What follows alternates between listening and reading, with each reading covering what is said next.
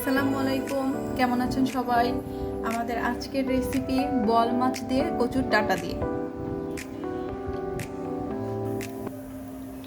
প্রথমে বল মাছটাকে লবণ, মরিচের গুঁড়ো, হলুদের গুঁড়ো, ধনা গুঁড়ো দিয়ে ভালো করে মাখাই নিব।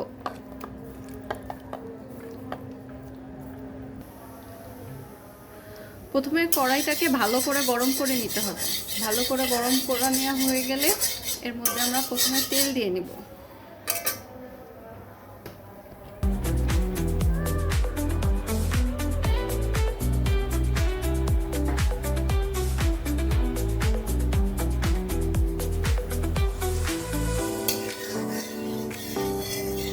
তেলটা ভালো করে গরম হয়ে গেছে, এখন আমরা মাছগুলো ভেজে নিব।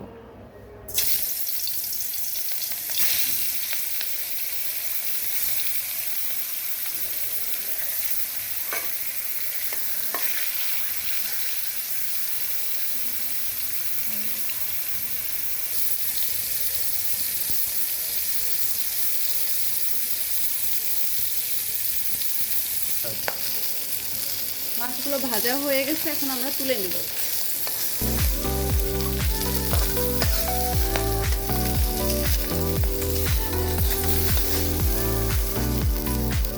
কড়াইটার তেলটা যদি ভালো করে গরম করে নেন তাহলে মাছগুলো একটাও লেগে যাবে না।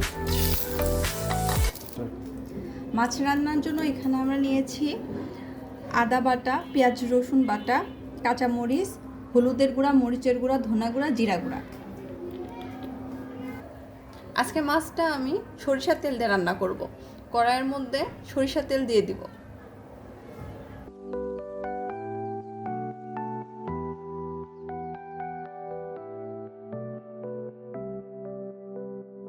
এখন প্রথমে পেঁয়াজ বাটা মশলাগুলো দিয়ে নিব। বাটা মশলাগুলো দিয়ে নিয়ে ভালো করে ভাজা ভাজা করে নিব। তারপরে সবগুলো মশলা অ্যাড করব।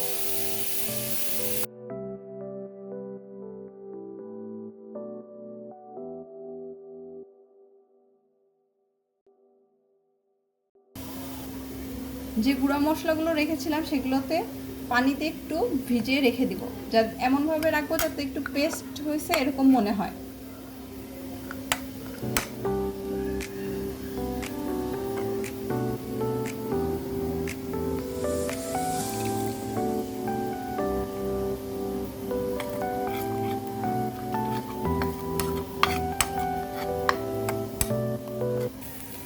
মশলাগুলো ভাজা ভাজা হয়ে গেছে, এখন এর মধ্যে লবণ অ্যাড করে দিব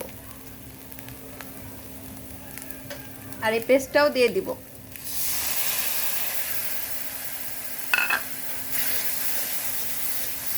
মশলাগুলোকে কষাই নেব যতক্ষণ পর্যন্ত তেল বের না হয়।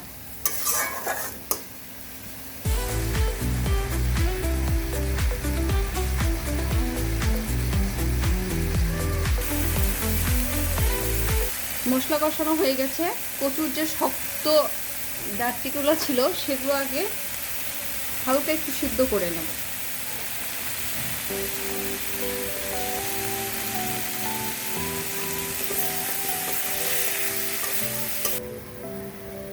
এটাকে এখন ঢেকে দেব হালকা সিদ্ধ হওয়া পর্যন্ত। এটা সিদ্ধ হয়ে গেলে বাকি কচুর ডাঁটিগুলো দিয়ে দেব।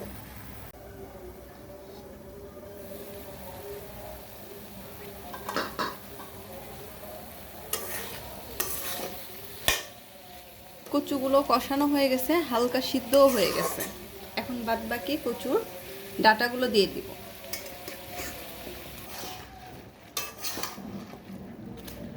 মশলার সাথে কচুগুলো ভালো করে মিশিয়ে নিব।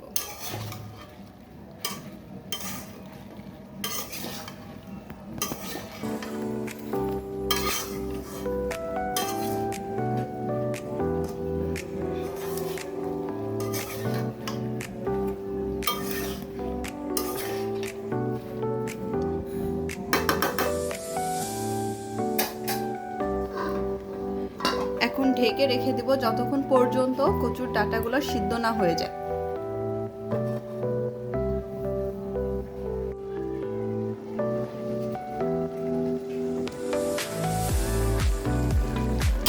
কচুর ডাঁটাগুলো সিদ্ধ হয়ে গেছে, এখন আমরা এর মধ্যে মাছগুলো দিয়ে দিব।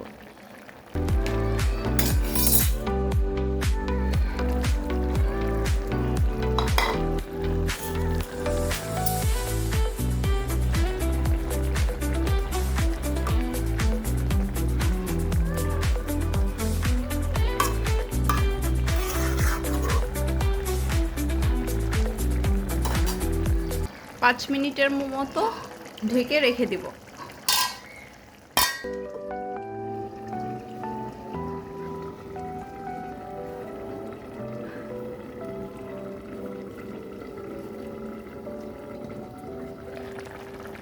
এখন এটার মধ্যে আপনারা চাইলে তেঁতুল অ্যাড করতে পারেন, কিন্তু আমি তেঁতুল অ্যাড করব না আজকে আমি একটু হালকা টক আমের কাঠ অ্যাড করে দিব।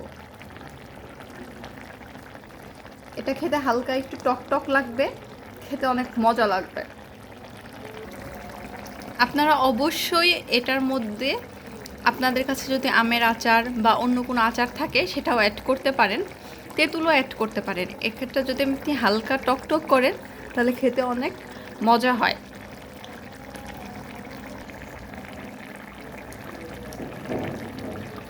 সব কিছু ভালোভাবে সিদ্ধ হয়ে গেছে, মাছগুলো দিয়েও অনেকক্ষণ ফুটানো হয়ে গেছে।